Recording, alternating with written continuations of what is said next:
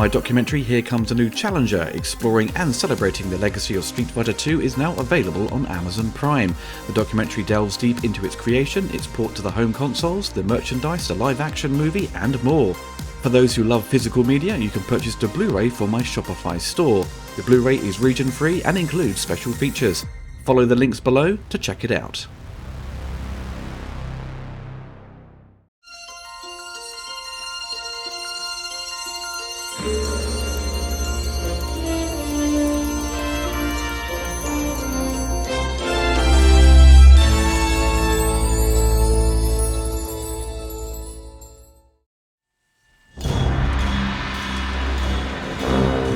Just recently, Scream Factory released RoboCop 2 in 4K. The underrated sequel did get a special edition release way back in 2017, which I did cover on my channel along with RoboCop 3, but it's taken 7 years for the sequel to finally be upgraded to 4K. The first film has been given a number of special editions over the years and got a jazzy box set from Arrow with a 4K upgrade in 2022. The sequels, as to be expected, aren't as fondly loved as the 1987 masterpiece, with RoboCop 3 universally hated by most of the fans. But RoboCop 2, despite some issues, has a lot going for it. It's violent like the first film, retains some of the satire that works in places, Peter Weller is back as Robo, and it features some incredible stop-motion animation. Though tonally a bit more mean-spirited than the first film, but overall it's a good solid comic book movie. Scream Factory have put out a couple of versions of this new 4K release. One is a standard 4K disc with a Blu-ray included, and the other two are collector's editions that come with 2 posters, with one being a newly commissioned design, an alternative slipcover, and a sticker. That is about $10 more than the standard release, and this is the one I purchased thanks to a friend in the USA. As Scream Factory won't ship outside of America, and the other version they have available is a bit more pricey at roughly $150, which includes the same extras as the version I purchased, plus you get lobby cards, a pin set, a bumper sticker, and it's presented in a large box. These are limited to 500 copies. Strangely, no other label has picked up the sequels to be released on Blu-ray and 4K in Europe, with any special features, so many fans have had to import the 2017 edition from the States, and again you'll have to import this new 4K upgrade, but thankfully the 4K disc is not region locked, but the standard Blu-ray disc with all the extra material will be to region A, so bear that in mind if you don't have a region-free player. So is this new 4K transfer a big step up over the previous release from Scream Factory? It's certainly the best it's ever looked, that's for sure. The colours pop thanks to the Dolby Vision HDR, Robo's blue suit is so vibrant, he stands out like a brand new shiny car, though the image takes on a slightly darker look, and of course the resolution is increased over the previous Blu-ray, which was taken from a 35mm into positive print. This new 4K scan is taken from the original camera negative.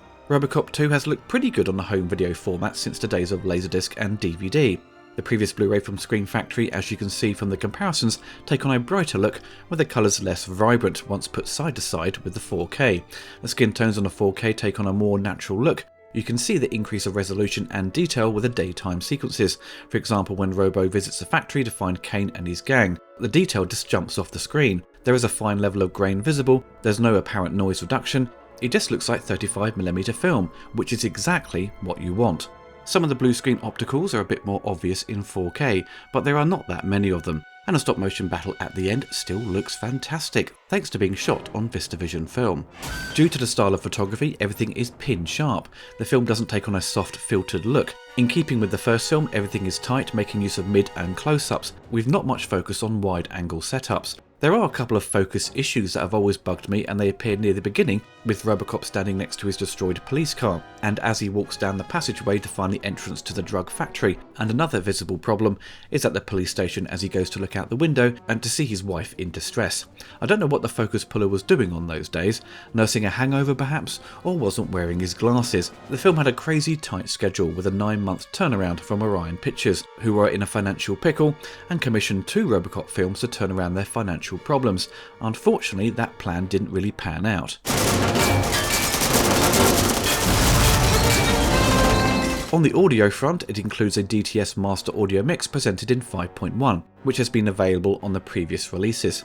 There is a new DTS Stereo Mix, which is handy for those who don't have a big cinema speaker setup and want to make use of a soundbar, for example. The interesting audio option is to have the Laserdisc PCM audio. Apparently the Laserdisc audio was included on the 2017 release, but was just labelled DTS stereo. Now, having compared all the surround mixes, the 5.1 DTS option is surprisingly the weakest. It's very front heavy, not making much use of the rear speakers, and sounds a lot quieter in volume compared to the stereo mixes. The Laserdisc audio and the new stereo mix, I presume taken directly from the original Dolby Stereo SR track, are pretty similar in quality, with the new stereo option sounding a tad louder.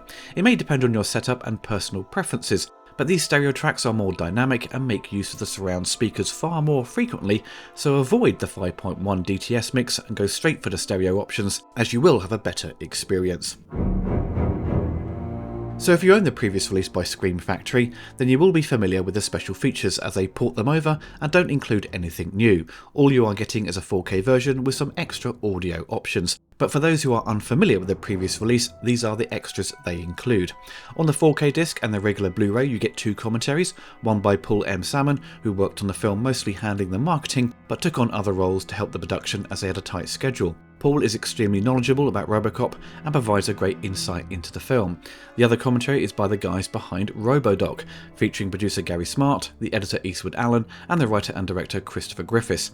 They provide a fan perspective on the film with a mix of trivia and share their appreciation for the sequel. With three of them all trying to get their opinions across, there is quite a bit of cross chatter, but it was an enjoyable listen nonetheless.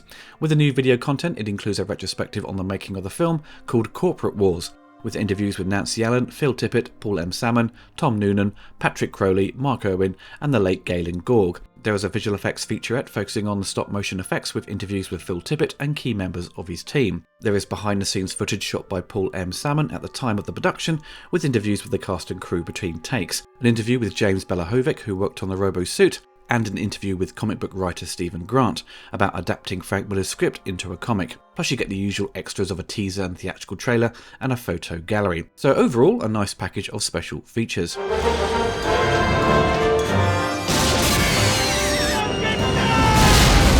Now, if you don't own the original Scream Factory release of RoboCop 2, then this new 4K upgrade is a must.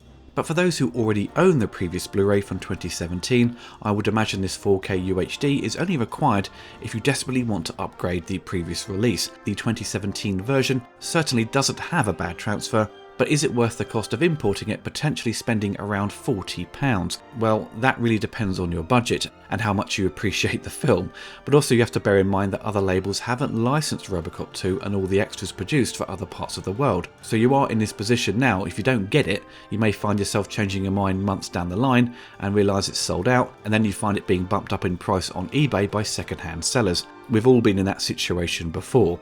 But then again, some people are totally happy with regular Blu-ray and the resolution of 1080p, and are not totally won over by 4K. Some of my friends just aren't fussed about it, and don't see the appeal of spending nearly £30 to £40 on import just for a picture upgrade. But for me, I am a bit of a fussy sod, so if I have the opportunity to have a movie I really enjoy in 4K, then I will grab it, especially if it's shot on 35 or 65mm film, as anything shot on film 9 times out of 10 looks fantastic in 4K. It's clear that MGM, which is now owned by Amazon, aren't concerned about releasing these films themselves, and are instead licensing them out to boutique labels, which is fine with me. But if Scream Factory decided to release RoboCop 3 in 4K, I don't think there will be much of an interest, but if it was part of a box set, then people would be far more inclined to have it. Warner Brothers, for example, will give you all the Mad Max, Superman, Batman and Rocky films in 4K, and all in one big set. Though I am puzzled why Warner's now own Rocky. I thought they were MGM films. But anyway, RoboCop is in this weird position where it has big gaps between each release. It's not part of a trilogy set, which had been done previously on DVD and during the early days of Blu-ray. We are only really seeing RoboCop 1 having any sort of attention, and is more readily available if you live outside the USA. MGM own all of them, so I don't understand why they won't put them all out together in 4K and release them worldwide. RoboCop is still a very popular IP, so it's odd to see the sequels only being released in the USA, and as I said, there's no option for the complete trilogy. So far their business model is releasing them separately and that's it, which is a bit frustrating. So with no box set on the horizon and no news about RoboCop 2 being released in Europe by say Arrow Video, your only option is to import it if you live outside the USA. So if you are a fan, you'll have to pay a little extra to watch it in 4K, and thankfully it's a great transfer. And watching it with the Laserdisc audio is pretty cool. Take it over, creep. Goodbye.